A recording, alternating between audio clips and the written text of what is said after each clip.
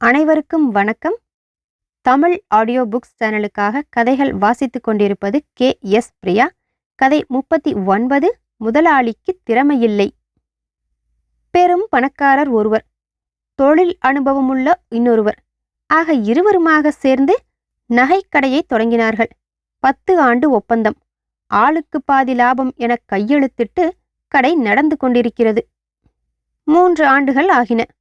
இதற்குள் உழைப்பாளி ஒரு வீடு கட்டிவிட்டான், நிலமும் வாங்கிவிட்டான். முதலாளிக்கு ஒன்றும் கிடைக்கவில்லை. ஏதோ தவறு செய்கிறான் என்று சிலர் சொல்லியும் முதலாளி நம்பவில்லை. காரணம் இதுதான்: நமது ஒற்றுமையை கெடுக்க பொறாமையால் யாரும் எதுவும் சொல்வார்கள். முதலாளி, நீங்கள் அதனை நம்பிவிட வேண்டாம் என்று முன்பாகவே அவனும் சொல்லி வைத்திருக்கிறான். இம்மாதிரி நேரத்திலே ஒரு நாள் 70 ரூபாய்க்கு வாங்கின கற்களை 110 ரூபாய் கொள்முதல் என்று கணக்கிலே எழுதியிருந்தான் உழைப்பாளி. முதலாளிக்கு கோபம் வந்துவிட்டது. உடனே கடையை பூட்டி சாவியை தானே வைத்துக் கொண்டார். உழைப்பாளி சும்மா இருப்பாரா? வக்கீலை கலந்தாலோசித்தார். அவர் மூலம் நோட்டீஸும் கொடுத்து விட்டார். அந்த அறிக்கையிலே உடனே கடையை திறக்க வேண்டும் என்றும், 3 வருட லாபம் விளம்பரத்திலே போய்விட்டது, ஆகவே கடையின் பெயர் மதிப்பில் பாதிப்படம் வர வேண்டும் என்றும், இன்னும் எஞ்சிய 7 வருட லாபத்தில் தனக்கு 7000 ரூபாய் கிடைக்க வேண்டும் என்றும் கண்டிருந்தது. இதை எடுத்துக்கொண்டு போய் முதலாளி பல வக்கீலிடம் கலந்தாலோசனை கேட்டார். அவர்கள் எல்லோரும் கோர்ட்டுக்கு போக வேண்டாம், போனால் சட்டப்படி இதுதான் நிலைத்து நிற்கும், யாராவது ஒருவரை வைத்து பஞ்சாயத்து செய்து கொள்ளுங்கள், அதுதான் நல்லது என்று சொன்னார்கள். இதனால் முதலாளி என்னிடம் வந்து இவ்வழக்கை தீர்த்து வைக்கும்படி கேட்டுக்கொண்டார்.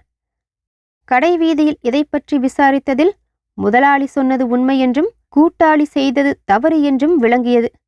ஒரு ஆள் மூலம் 1000 ரூபாயுடன் வரும்படி முதலாளியையும், உடனே வரும்படி உழைப்பாளியையும் வர சொன்னேன்.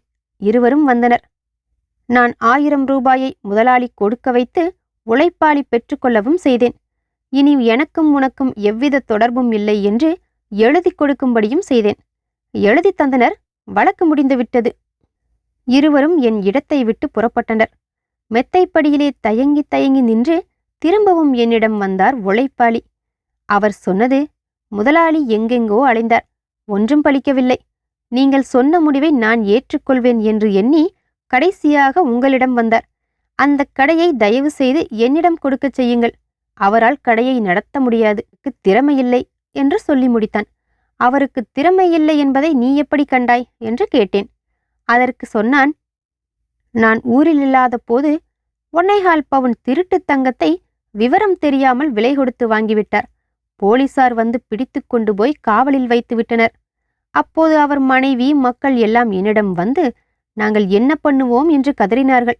நான் உடனே போய் பார்க்கிறவர்களையெல்லாம் பார்த்து, பிடிக்க வேண்டியவர்களையெல்லாம் பிடித்து, செய்ய வேண்டியதையெல்லாம் செய்து அவரை கூட்டி வந்தேன். இப்படி செய்ய இவரால் முடியுமா என்று என்னை கேட்டதும் எனக்கு தலை சுற்றியது. பார்க்கிறவர்களை பார்ப்பது, பிடிக்கிறவர்களை பிடிப்பது, கொடுப்பதையெல்லாம் கொடுப்பது, செய்வதையெல்லாம் செய்வது, இது போன்ற காரியங்களை அவன் திறமை என்று சொன்னது இன்னும் என் நெஞ்சை விட்டு நீங்கவில்லை. நமது முன்னோர்கள் எதையெல்லாம் அயோக்கியத்தனம் என்று கைவிடச் சொன்னார்களோ அதையெல்லாம் இப்போது திறமை என்று சொல்கிற காலமாக போயிற்றே. என்ன செய்வது? இந்த கதையில் உள்ள கருத்தை சிந்தித்துக் கொண்டே மீண்டும் அடுத்த கதையின் தொடர்ச்சியை கேட்க தமிழ் ஆடியோ புக்ஸ் சேனலை சப்ஸ்கிரைப் பண்ணுங்க, உங்க ஃப்ரெண்ட்ஸோட ஷேர் பண்ணுங்க. மீண்டும் அடுத்த கதையில் சந்திக்கிறேன். நன்றி.